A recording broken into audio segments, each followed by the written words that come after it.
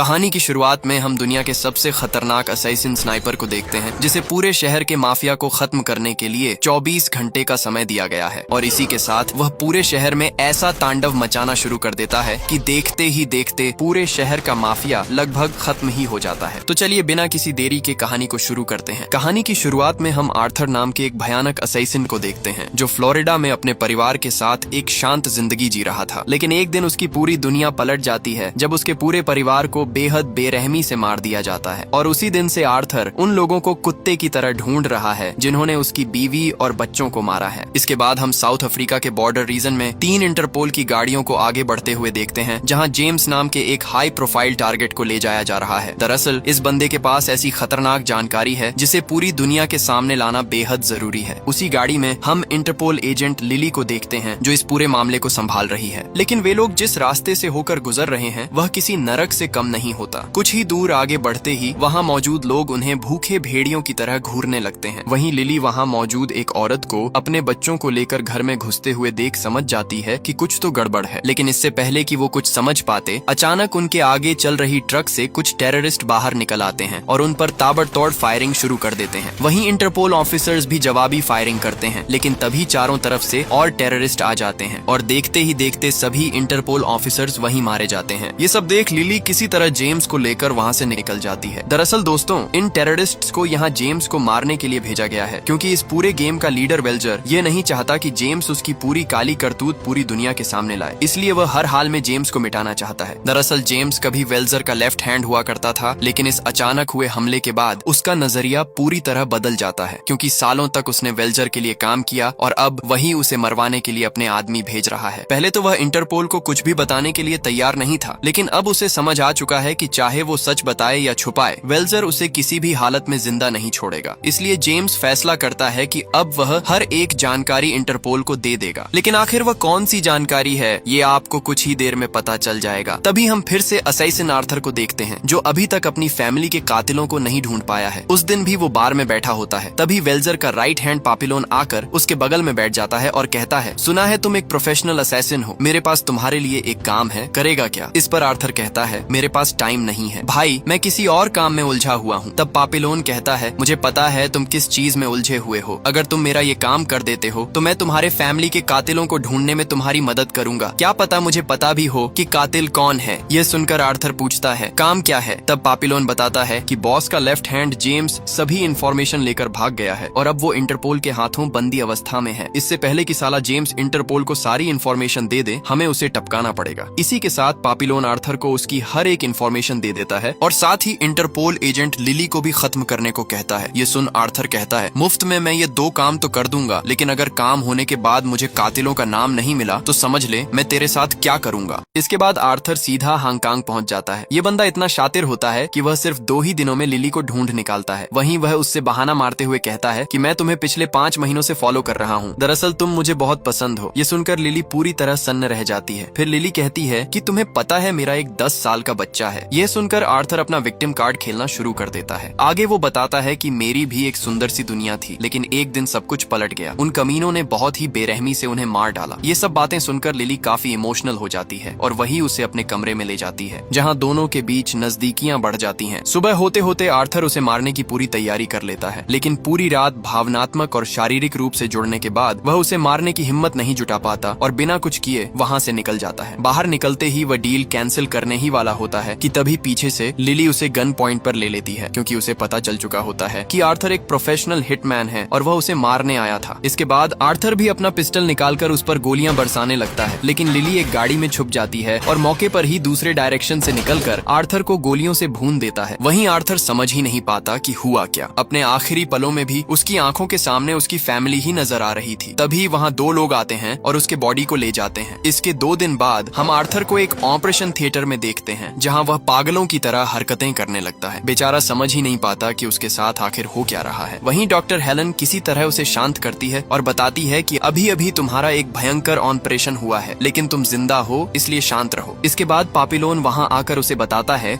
कि तुझे वहाँ भेजा गया था उसे मारने के लिए। अब समझ आया ना, दुश्मन को बिना मारे पीछे छोड़कर आना कितना डेंजरस होता है। तेरे छाती पर उसने गोली ठोक कर तुझे टपका दिया था, लेकिन मैंने तुझे दोबारा जिंदा किया है। ये सुन आर्थर मन ही मन सोचता है कि साला कौन सा नशा करके आया है रे? सुबह सुबह बोलता है मेरे को दोबारा जिंदा किया है। वहीं आगे पापिलोन बताता है कि यही है इस कंपनी का खासियत, हम किसी भी मरे हुए आदमी को जिंदा कर सकते हैं और हम उन्हीं को जिंदा करते हैं जो हमारे काम के हैं। तो बता, इंटरपोल के फोन से जेम्स का क्या इन्फॉर्मेशन मिला? अभी वे लोग जेम्स को कहाँ रखे हुए हैं? तभी इस गेम का मास्टरमाइंड वेल्जर वहाँ आ जाता है और उसे साफ साफ कह देता है, सुन बेटा, तेरे को जिंदा करने के लिए 10 करोड़ का इंजेक्शन डाला गया है, तो साफ साफ बता दे कि उस फोन से क्या इन्फॉर्मेशन मिला तुझे। वहीं आगे से आर्थर कहता है, मुझे कुछ भी नहीं पता, फोन में कोई भी जरूरी इन्फॉर्मेशन नहीं मिली। ये सुनकर बूढ़ा कहता है, तो तू जिंदा क्यों है? पापिलोन, मार दे इसे। तभी पापिलोन डॉक्टर हेलन से उसे पॉइजनस इंजेक्शन देने को कहता है, लेकिन जैसे ही हेलन इंजेक्शन लगाने जाती है, आर्थर उसे धक्का दे देता है और एक चाकू उठाकर वहाँ मौजूद गार्ड्स को भयंकर तरीके से काटने लगता है। ये सब देख डॉक्टर हेलन काफी ज्यादा डर जाती है और वहाँ से भागने लगती है, लेकिन मौके पर ही आर्थर उसे पकड़ लेता है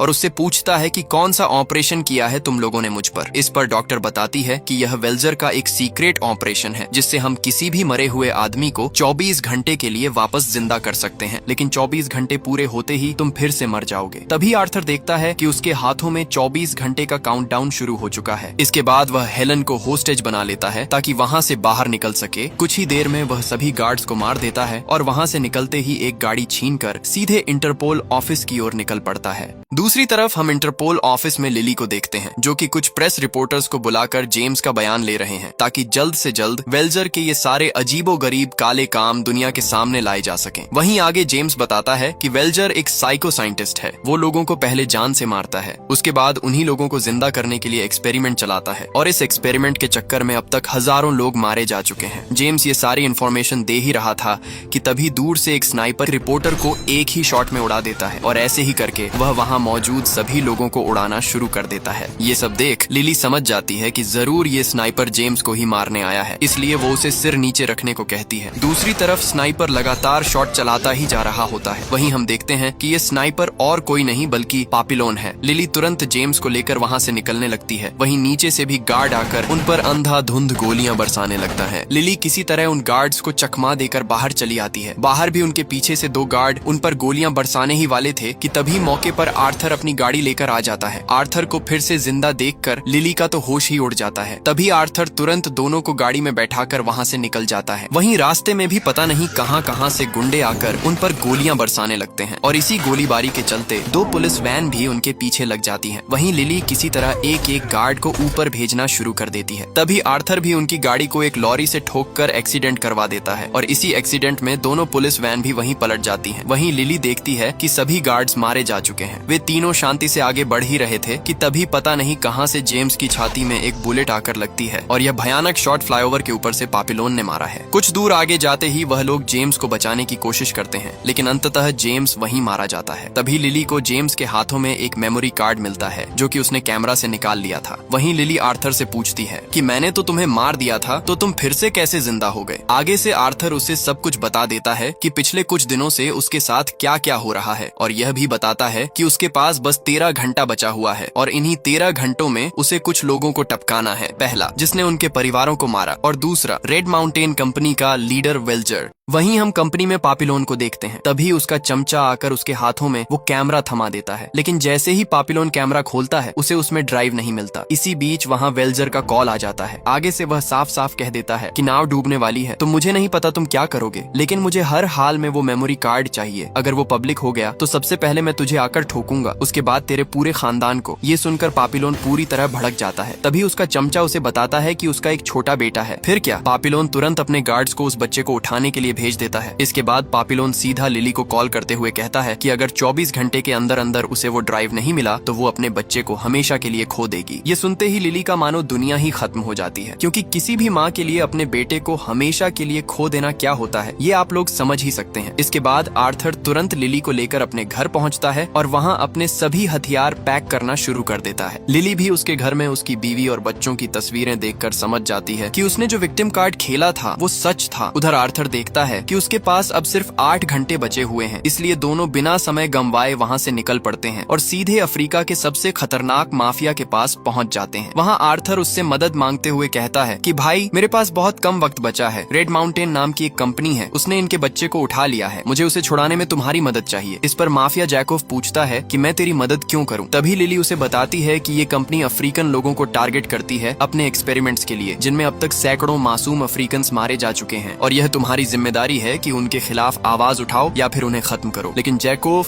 उनकी ये सारी बातों को बेबुनियाद मानकर खारिज कर देता है। लेकिन जैसे ही लिली उस पेन ड्राइव से वीडियो दिखाती है, तब जाकर जैकोव को यकीन होता है कि ये लोग सच कह रहे हैं। इसलिए जैकोव उनसे वादा करता है कि वो उस कंपनी को डुबाने में उनकी हर मुमकिन मदद करेगा। दूसरी तरफ हम वेल्जर के चमचे बॉबी को देखते हैं, जिसे यहाँ लिली का बच्चा और ड्राइव की अदला बदली करने के लिए भेजा गया है। कुछ देर में वो लोग स्पॉट तक पहुँच जाते हैं। वहीं आगे से आर्थर कहता है कि इस बैग में तुम्हारा ड्राइव और कुछ पैसे रखे हुए हैं, तो इसे ले जाओ और बच्चे को हमारे हवाले करो। लेकिन आगे से बॉबी कहता है कि बच्चा तो नहीं मिलेगा भाई, हम पैसे भी लेंगे और बच्चे भी। तुम दोनों ने रेड माउंटेन कंपनी से पंगा लेकर बहुत बड़ी गलती कर दी है, अब तुम दोनों यहीं मारे जाओगे। तभी जैकोव अपने सभी हट्टे कट्टे अफ्रीकन भाइयों को बुलाता है। वहीं आर्थर कहता है, जानता है इन्हें, ये वो लोग हैं जिन्हें तू लोग हर साल उठाकर एक्सपेरिमेंट चलाता है, इसलिए आखिरी बार कह रहा हूँ बच्चे को दे और सीधा यहाँ से निकल जा, नहीं तो ये लोग तुझे कच्चा चबा जाएंगे। लेकिन बॉबी उल्टा आर्थर से बहस करने लगता है। वो उसे वहीं मारने जा रहा था, लेकिन मौके पर ही जैकोव उसका काम तमाम कर देता है। इसी के साथ वहाँ दोनों टीमों के बीच घमासान युद्ध शुरू हो जाता है। वहीं अफ्रीकन भाई लोग हाथ में जो मिलता है उसी से उन्हें पेलना शुरू कर देते हैं। लेकिन इसी बीच जैकोव के भी कुछ लोग मारे जाते हैं। तभी हम देखते हैं कि उनमें से एक आरपीजी लेकर आ जाता है। यह देख वेल्जर के लोग वहाँ से धूम दबाकर भागने लगते हैं और उसी वक्त वह बंदा उनकी गाड़ी पर मिसाइल लॉन्च कर देता है। ये सब देख लिली वहीं टूट कर रोने लगती है, क्योंकि उसे लगता है कि उसका बच्चा उसी गाड़ी में था। तभी आर्थर उसे समझाता है कि उसका बच्चा उस गाड़ी में नहीं है, चलो यहाँ से दूसरी गाड़ी में चलते हैं। किस्मत से लिली को वहीं अपना बच्चा मिल जाता है। तभी आर्थर देखता है कि उसके पास बस 36 मिनट बचे हुए हैं और अब इसी टाइम के अंदर ही उसे अपनी बीवी बच्चों के कातिल और उस रेड माउंटेन कंपनी के मालिक को भी टपकाना है। इसीलिए वह लिली को अलविदा कहकर रेड माउंटेन कंपनी की तरफ निकल पड़ता है। यहाँ हम देखते हैं कि आर्थर उसी कंपनी के एक गार्ड को होस्टेज बना लेता है और उसे कहता है कि मैं जैसे बोलूं वैसे ही करता जा। अपने लीडर को फोन करके बता कि तूने मुझे पकड़ लिया है और मुझे कंपनी में लेकर आ रहा है। इसी के साथ वह वेल्जर को इन्फॉर्म करवा देता है कि मैंने साले को पकड़ लिया है, गेट वगैरह खुला रखो।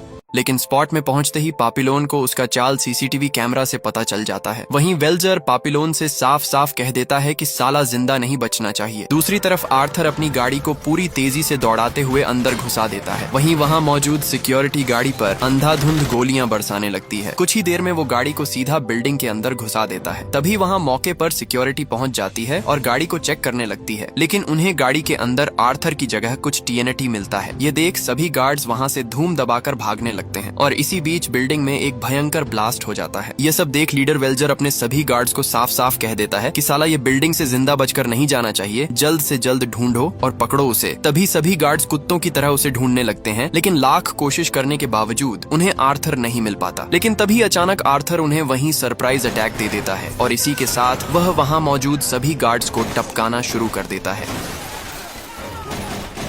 वहीं हालात को बिगड़ते देख वेल्जर अपने गार्ड्स को साफ साफ कह देता है कि जो भी आर्थर को टपकाएगा उसे मैं $4 मिलियन दूंगा। लेकिन आर्थर तो आर्थर है भाई, शेर का बच्चा है। वहीं वह अंधाधुंध गोलियां बरसाते हुए वेल्जर के ऑफिस में एंट्री मारता है। तभी वहां एक और कुत्ता उस पर झपट पड़ता है, लेकिन आर्थर उसे भी एक ही झटके में ढेर कर देता है। ये सब देख बूढ़ा साला डर के मारे वहां से भागने लगता है, लेकिन मौके पर ही आर्थर उसके टांग में गोली चला देता है और वहीं दोनों को गन पॉइंट में ले लेता है। तभी बूढ़ा आगे से कहता है कि तू मुझे मारेगा साले, मैंने तुझे जिंदा किया है। दूसरी तरफ आर्थर को तो मानो कोई फर्क ही नहीं पड़ता, वो उल्टा पिस्टल को लोड करने लगता है। वहीं बूढ़ा समझ जाता है कि ये साला आज मुझे टपका कर ही जाएगा, इसलिए आगे वो आर्थर से कहता है कि मुझे मार के क्या फायदा, तेरा असली गुनहगार वो ब्लैक ड्रेस में बैठा हुआ है, उसी ने तेरी बीवी और बच्चे को टपका दिया था। ये सुनकर तो आर्थर के पैरों तले जमीन ही खिसक जाता है, क्योंकि पापिलोन ही था जिसने आकर उसे कॉन्ट्रैक्ट दिया था और बदले में वही उसे उसकी फैमिली के कातिल का नाम बताने वाला था। लेकिन कहते हैं ना दोस्तों, दुश्मन अक्सर हमारी आंखों के सामने होता होता है, लेकिन हम उसे देख नहीं पाते। वहीं आर्थर उससे पूछता है क्यों? वहीं पापिलोन कहता है मेरा कुछ गलती नहीं है, मुझे तो ये तक नहीं पता था कि वह तुम्हारा फैमिली है। यही कमीने वेल्जर ने मुझे कॉन्ट्रैक्ट दिया था तेरी बीवी और बच्चों को मारने के लिए, और तू मुझसे क्या पूछ रहा है? इससे पहले तू भी तो यही करता था ना, कॉन्ट्रैक्ट लेकर लोगों को मारना। दूसरों को मारने में मजा आता है भाई, लेकिन जब मुसीबत अपनी फैमिली के ऊपर आती है तब समझ में आता है कि हमने कितनी बड़ी गलती कर दी है। अभी सोच क्या रहा है? चल मार दे मुझे। लेकिन आर्थर उसकी बातें सुनकर उसे छोड़ देता है और तभी उसका काउंटडाउन भी खत्म हो जाता है, जिससे बेचारा वहीं मर जाता है। ये सब देख पापिलोन भी इमोशनल हो जाता है, क्योंकि वह भी ये काम अपनी फैमिली के लिए ही कर रहा था, और बेचारे का तो फैमिली भी मार दिया गया और अब खुद भी मर गया। इसलिए वह बंदूक उठाकर आर्थर का काम खुद निपटा देता है। जी हाँ दोस्तों, वह सीधा वेल्जर को नरक भेज देता है, लेकिन तभी मौके पर ही वहाँ गार्ड्स भी आ जाते हैं और सीधे पापिलोन को भी उड़ा देते हैं। फिर क्या दोस्तों, इसी तरह आज की ये मास्टरपीस मूवी यहीं खत्म हो जाती है। अगर कहानी अच्छी लगी हो दोस्तों तो मेरी दूसरी वीडियो भी जरूर चेकआउट करें। आपका बहुत बहुत धन्यवाद।